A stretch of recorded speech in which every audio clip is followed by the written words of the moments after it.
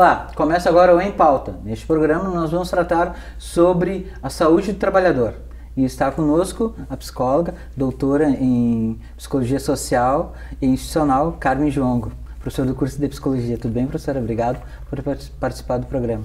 Obrigada, muito feliz em estar aqui com vocês discutindo esse tema, né, tão importante hoje no que diz respeito à saúde e o trabalho. Professora Carmen, a gente teve no final do ano passado, né, a reforma trabalhista. Passado um pouco mais de 6 meses, né, da reforma, efetivamente a validação da reforma. Quais percepções a senhora consegue ver, né, das consequências para o trabalhador pós-reforma? Ou se não foi possível ainda averiguar questões, né, de saúde em relação à nova lei trabalhista? Então, Laerte, o que eu percebo, assim, é que a gente está ainda num espaço de construção, de reflexão e de análise sobre os efeitos da reforma na saúde do trabalhador. Vejo que quem estuda o tema está se organizando, né, com seminários, debates, justamente para problematizar os efeitos da reforma.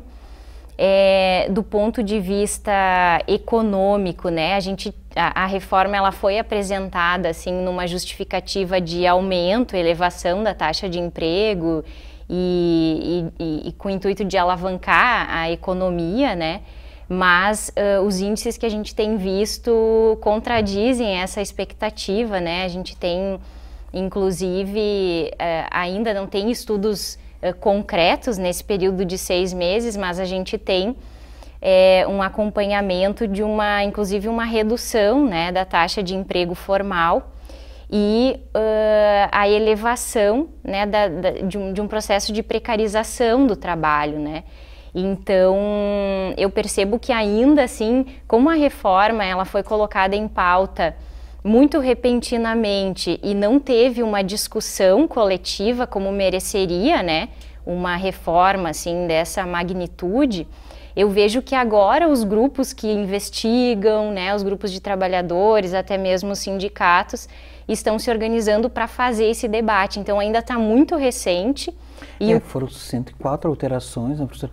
E realmente não consegui perceber ainda assim, o impacto direto, né? Mas as consequências estão acontecendo, né? E vão aparecer. Mas então não há estudo, quer dizer, a recém agora que começa a ter esse movimento de estudos sobre as consequências da reforma. Exatamente. O que a gente percebe, né, Laerte, assim, e o que nos preocupa, assim, quem trabalha e estuda nessa área, é justamente que as mudanças que houveram na reforma, elas precarizam a relação de trabalho. Né? Então, assim, a gente fazendo uma análise mais de conjuntura, assim, a gente já vinha estudando um trabalho precário, né, com as relações de trabalho precarizadas, um modelo de intensa produtividade, de redução dos coletivos de trabalho, de uma hipervalorização de uma conduta individualizada no trabalho, acompanhando a elevação dos índices de acidente, adoecimento, morte no trabalho. Então a gente já tinha um cenário de trabalho precarizado. E aí nesse percurso a gente tem a aprovação da lei da terceirização, que contribui ainda mais para essa precarização, e logo na sequência essa reforma, entre aspas, né, essa reforma que vai inclusive precarizar ainda mais. E junto, né, desse contexto, a gente acompanha, né, no nosso país, assim, uma desestruturação das políticas de proteção social. Ou seja, eu já tinha um trabalhador, né, com a sua saúde muito, assim, fragilizada, e aí eu tenho, acompanhado da reforma trabalhista e da lei da terceirização, toda uma desestruturação das políticas de proteção social, pela via, né, da previdência, pela via dos trabalhadores que precisam ser afastados do trabalho, pela falta de investimento mesmo, né, financeiro nas políticas públicas. Então eu tenho esse trabalhador cada vez mais sozinho no seu adoecimento, no seu processo de acidente de trabalho, né, de sofrimento no trabalho. Então, assim, tem toda uma conjuntura que vai contribuir para os efeitos negativos, assim, né, ocasionados pela reforma.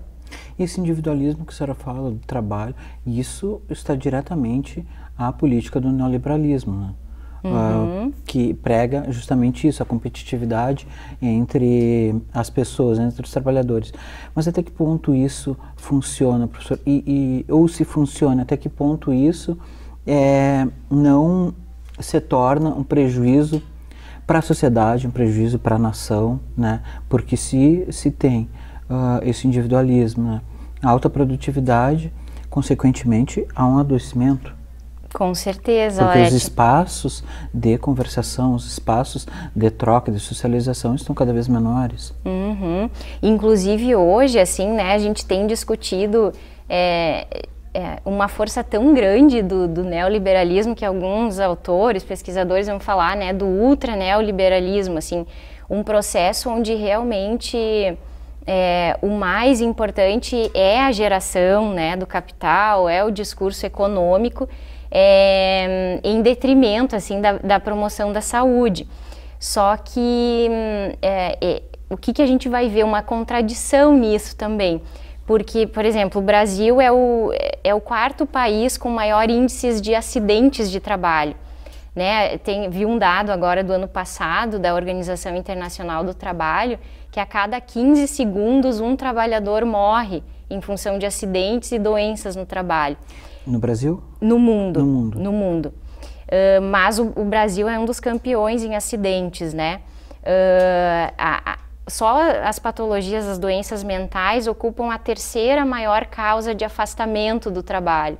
Então, assim, o modelo que a gente está gerindo e pensando o trabalho, ele está levando o trabalhador ao adoecimento. E esse adoecimento gera custos muito grandes, gera muitos afastamentos, custos, né, também econômicos.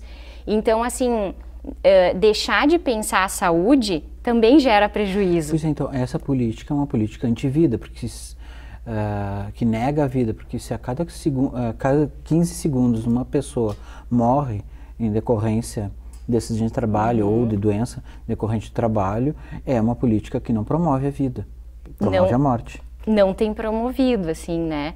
Tem justamente intensificado, né, os processos de acidente, adoecimento e morte também relacionadas ao trabalho.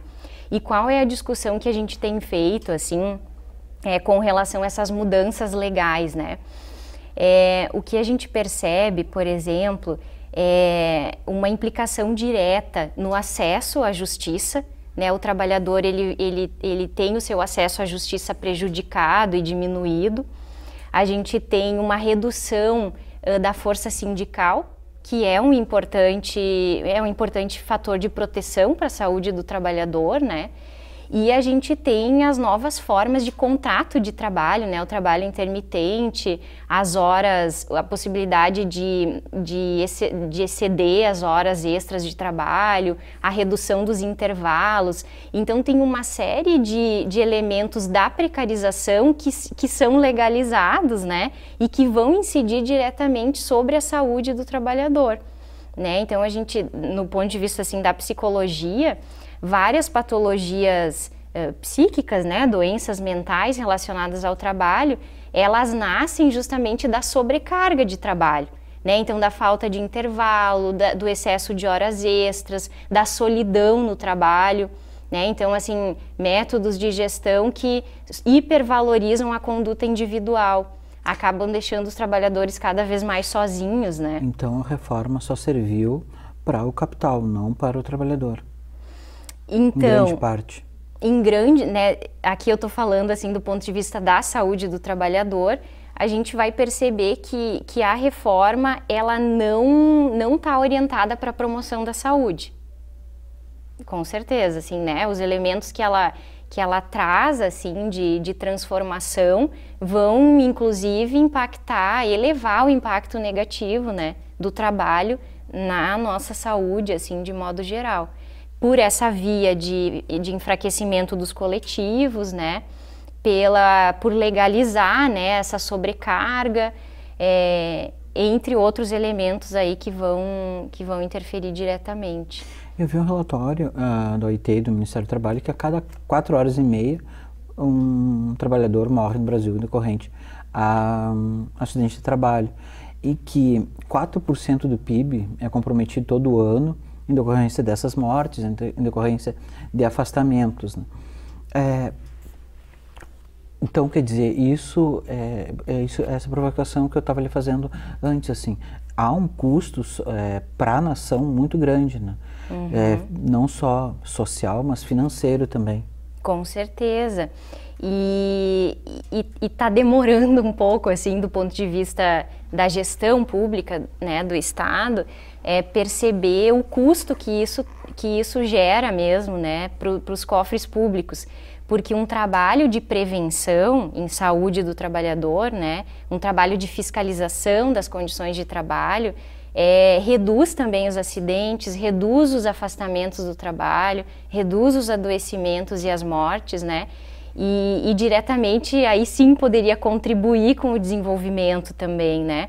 Mas a gente, assim, de modo geral, no Brasil, nós não temos trabalhado com a prevenção, né? E nem com espaços justamente que valorizem a promoção da saúde, né?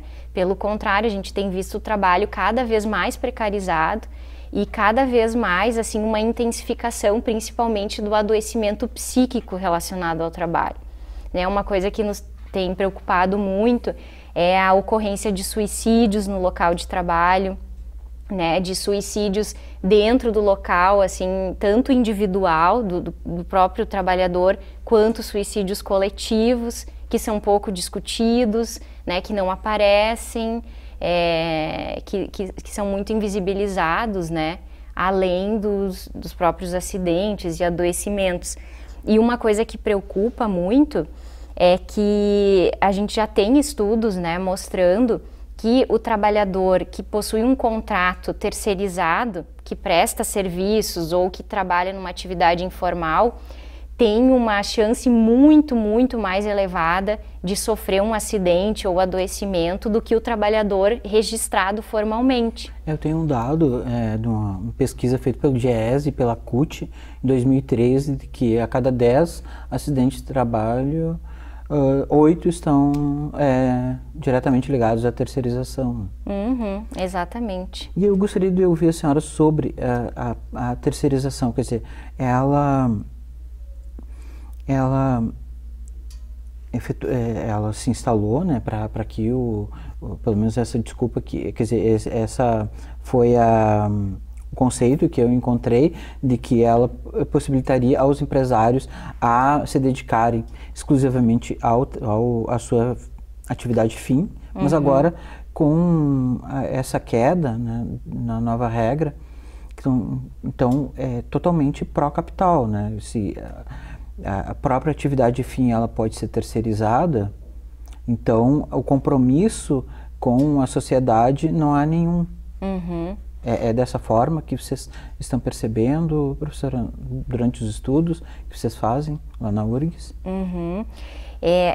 A gente entende, Laerte, esse processo, então, da terceirização para, na verdade, qualquer atividade dentro da organização, né, como mais um elemento de precarização mesmo do trabalho. Então, o que a gente tem visto, assim, nesse rol das terceirizações, uma incidência muito grande da quarteirização, né? Então, muitas vezes eu tenho uma empresa realizando, né, ou prestando um serviço que tem dentro dela um grupo de trabalhadores quarteirizados ou terceirizados por várias outras organizações, né? Então, esse trabalhador, muitas vezes, ele está convivendo num ambiente de trabalho com colegas que têm salários totalmente diferentes, benefícios totalmente diferentes, aqueles que nem têm uma proteção legal, muitas vezes, né? Então, além dessa diversificação, a gente tem justamente... A gente discute muito, assim, que hoje o trabalhador perdeu a referência de quem é o seu contratante, né? Então, antigamente, a gente tinha muito claro a figura do gestor, do proprietário daquela empresa, né? Hoje, o trabalhador não sabe a quem recorrer, né? Algumas linhas teóricas vão dizer, assim, que a gente perdeu a figura de quem é o opressor, né? Bom, então eu sou contratado, tenho vários contratos de trabalho, inclusive agora... né, ainda mais a gente vai ver o trabalhador se auto-explorando, né, ou seja, vendendo a sua força de trabalho independente de uma instituição que o proteja, assim. Então, todo esse processo acaba deixando o trabalhador cada vez mais sozinho, né, sem as devidas proteções legais, institucionais ou por parte até mesmo do próprio Estado, pelas políticas públicas, né. Então, pelo que a senhora está me dizendo, então, professora, há um recuo, né, nos direitos conquistados ao longo do tempo do trabalhador? Com certeza, com certeza. Há um recuo, e o que me preocupa é que é um recuo muito silencioso até, me parece. E parece legitimado também, né? Eu acho que a gente, por isso que eu, né, falei assim da importância desse espaço de a gente discutir, mas eu acho que nós, profissionais da saúde, do direito, né, eu acho que nós temos um papel muito importante de levar essa discussão para as universidades, para os sindicatos, para os espaços públicos, para dentro das próprias organizações. Muitas vezes o trabalhador não desconhece o seu direito e desconhece, bom, o que mudou na legislação, né? Quais são os locais onde esse trabalhador pode buscar apoio. Então, eu acho que a gente precisa problematizar muito ainda, além de analisar realmente os impactos, né, que essas transformações estão gerando na nossa vida e nas relações nossas com o trabalho. Professora, quais são as principais patologias, né, que acometem os trabalhadores, os brasileiros, né? A senhora tem algum ranking sobre as patologias que mais aparecem? Então, do ponto de vista da estatística oficial, que a gente sabe que ela não existe uma grande subnotificação, então assim, bom, a estatística hoje que mostra os afastamentos, né, e adoecimentos no trabalho, elas são aquelas formalizadas, do trabalho formal, né, então, bom, mas assim, formalmente o que a gente tem, o maior índice é depressão, né, ela é a terceira maior causa de afastamento do trabalho, mas na psicologia a gente tem discutido muito assim, a necessidade de construir um nexo causal, né, que seria a relação entre as patologias e o adoecimento no trabalho. Muitas vezes várias outras patologias entram no rol da depressão. Então, oficialmente hoje os trabalhadores se afastam mais do trabalho por depressão. Mas o que a gente estuda, assim, quais são as principais patologias do campo do trabalho, né? Isso desculpe me interromper, claro. Mas isso com um filtro bastante rigoroso do INSS, né? Com certeza, né? Então, assim, qual é esse, inclusive as mortes que eu falei no mundo, a cada 15 segundos uma morte, são registros de trabalho formal. A gente sabe que em alguns locais mais da metade ainda é informal, né? E com a reforma, bom, a gente vai ter uma elevação ainda maior da informalidade, o que vai impactar diretamente no controle dos indicadores de saúde e adoecimento no trabalho, né? Então, assim, voltando, né, à questão das patologias, a gente tem estudado muito as patologias relacionadas à violência, que não é uma patologia clínica, mas é uma patologia social, que a gente chama, que são as patologias do assédio moral, né, do assédio sexual no local de trabalho, do assédio institucional, né, imposto pelo excesso de trabalho, por metas inatingíveis, além da violência mesmo no contexto de trabalho. O trabalho escravo, né, professora, que pouco é falado, né, mas que já, se não me engano, desde 1994 para cá, já foram mais de 30 mil pessoas libertadas, né, de trabalho escravo, né. E que tem um índice altíssimo, né? Recentemente até a gente tem visto algumas penalizações de grifes, né? Assim, do ramo da moda, de roupas, né? Super famosas, assim, e que foram condenadas pelo Ministério Público, pelo Ministério do Trabalho, em função da utilização de mão de obra escrava, né? Então, muito importante também esse debate.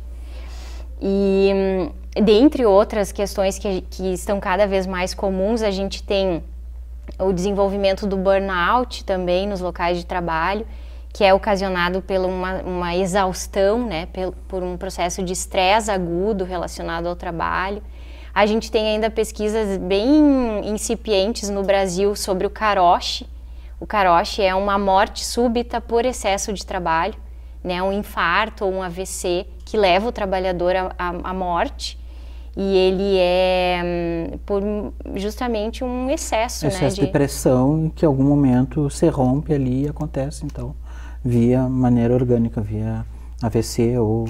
Exatamente. Então, os estudos ainda estão... Ele já é muito, né, estudado no Japão, né, tanto que surge a nomenclatura lá, e a gente tem estudado aqui também, além de outras patologias, né, como a questão do próprio suicídio, né, das situações de estresse, de transtornos de ansiedade, enfim, né, um rol aí de situações que cada vez mais estão muito, muito vinculadas à situação de trabalho, né, justamente por esse processo de abandono do trabalhador. Mas aí, professora, eu quero fazer uma provocação. Meu ponto de vista, né, é que estamos abandonando um pensamento humanista, estamos num pensamento muito técnico-científico, né? E justamente não vem daí, quer dizer, todo esse descaso com o trabalho, porque quando se tem um descaso com o trabalhador, né, é um descaso com a vida. Uhum. Então, quer dizer, se deixa de ter, né, essa visão sobre o outro, ver o outro como um companheiro de vida, né, só como um instrumento. Uhum. É uma provocação que ele faz. Uhum. E eu acho que faz muito sentido essa provocação, e o que nós temos discutido é justamente um processo assim de centralidade do capital, do lucro, né, da produção. Que é um discurso hegemônico. Sim, e que coloca esse trabalhador cada vez mais num lugar de objeto. Né? Então, assim, e se é um objeto, eu posso tirar dele toda a sua vida, ou toda a sua força de trabalho, toda a sua energia, né? Buscando cada vez mais essa competitividade, né? Esse crescimento econômico. Então, eu vejo que desculpa, professora, tá. Que se concentrem cada vez em menos pessoas, em menos empresas, né? Sim. Não, quer dizer, essa construção dessa riqueza não é distribuída no planeta, ela está sendo concentrada.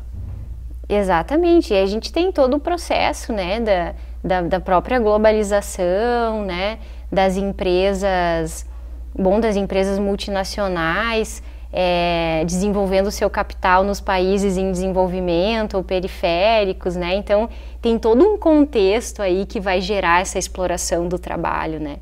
Então eu vejo que muitas vezes a gente precisa resgatar justamente o homem nesse trabalhador, no sentido de que a humanização, né, justamente o humano desse trabalhador é violado, né? Quando esse trabalhador, por exemplo, num processo de burnout, ele vai inclusive ele vai se despersonalizar, ele vai passar inclusive a odiar esse trabalho. Né? Bom, então, em que momento a gente está, em que muitas vezes um trabalhador que, bom, é apaixonado pelo seu trabalho, não vai mais conseguir entrar, colocar o pé na empresa, não vai mais conseguir chegar perto do celular, porque esse celular lembra o trabalho, né? Então, a gente tem esse estado até mesmo ao trabalho, né? Como você mencionou, o trabalho escravo, o trabalho sem as mínimas condições necessárias para acontecer. E aí a gente vê, bom, como é que esse trabalhador se protege sozinho, né? Se eu tenho uma desestruturação, né, cada vez maior dos sindicatos, se eu tenho um acesso dificultado à lei, né, ao apoio jurídico, e se eu tenho esse trabalhador cada vez mais sozinho. Então, como é que ele reage frente a essa estrutura toda, né? E, professora, segundo a nova lei, aponta de que quando o trabalhador assina o seu aviso prévio, ele não pode mais recorrer, né? Isso não é totalmente perverso numa sociedade que temos em que 27% das pessoas são analfabetas funcionais? Quer dizer, justamente de encontro a isso que a senhora está comentando, de que impede o trabalhador de procurar a justiça. Sendo que se ele também perder, ele vai ter que pagar todas as custas, né? Exatamente. Então, e além disso que você traz, sobre até o próprio acesso à informação desse trabalhador que agora pode rescindir um contrato sozinho, enfim, ali sem um apoio, né, sindical, jurídico, do ponto de vista psicológico, muitas vezes o trabalhador vai ter condições de se dar conta de uma situação de violência, assédio moral, psíquico, anos depois que saiu daquele local. E aí hoje ele vai se ver sem condições de poder requerer os seus direitos, né? Então, essa questão do tempo é um fator muito importante. Do ponto de vista psicológico, a gente retira um direito do trabalhador, né? Porque, inclusive, uma psicopatologia relacionada ao trabalho pode se manifestar muito tempo depois da saída desse trabalhador. Uma intoxicação, por exemplo, uma lesão, né? E aí eu tenho esse trabalhador impossibilitado de recorrer, né? Então, eu acho que é algo muito grave, assim. Estamos fomentando um despotismo, então, por parte de gestores que vão estar amparados, mais amparados, para cometer seus abusos, digamos assim. Possivelmente, né? Possivelmente. A gente, né, frente a esse avanço, por exemplo, como eu comentei, dos assédios institucionais, né? Esse trabalhador vai estar cada vez mais vulnerável, né, ao assédio e às violências relacionadas ao trabalho. Professor, a gente já chegou no nosso tempo. Tem mais alguma coisa que a senhora gostaria de acrescentar, que eu não lhe perguntei, que a senhora considera importante? Tem aula aberta, né, semana que vem. É verdade. Então, eu aproveito, né, para convidar todos os acadêmicos e a comunidade em geral. A gente está organizando uma aula aberta em parceria com a gestão de RH e o direito aqui da Fevale, que vai discutir justamente a reforma trabalhista e os impactos para a saúde do trabalhador. Vai ser dia 25 de maio, sexta, às 19h30, no auditório do Multicolor. A entrada é gratuita, aberta, não precisa se inscrever. E eu acho que já, né, no sentido, a aula é justamente uma provocação. Eu acho que nós profissionais, assim, aqui eu tô falando do lugar de psicóloga, né, eu acho que a gente tem um papel muito importante de intervenção. Primeiro que é conhecer, né, esse contexto, e principalmente problematizar isso, né? Eu acho que a gente tem um papel importante de debater a temática, de falar sobre a temática nas instituições, né? E de pensar estratégias que possam proteger esse trabalhador, fortalecer o coletivo de trabalho, pesquisar, é algo muito importante. A pesquisa nesse campo, né, vinculada aos sindicatos, às entidades voltadas ao trabalhador, tem um papel fundamental de mostrar esse cenário. Então, eu chamo a responsabilidade para a gente, assim, eu acho que a gente também precisa estudar mais, precisa debater mais e levar essa temática para os locais onde a gente trabalha, pesquisa, intervém, né? Então, eu acho que esse é um dos caminhos possíveis, assim, para a gente, pelo menos, problematizar e pensar estratégias de intervenção coletivas frente a esse cenário. Ok. Muito obrigado, professora. Muito obrigada eu. O Em Pauta fica por aqui. Até o próximo programa. Tchau!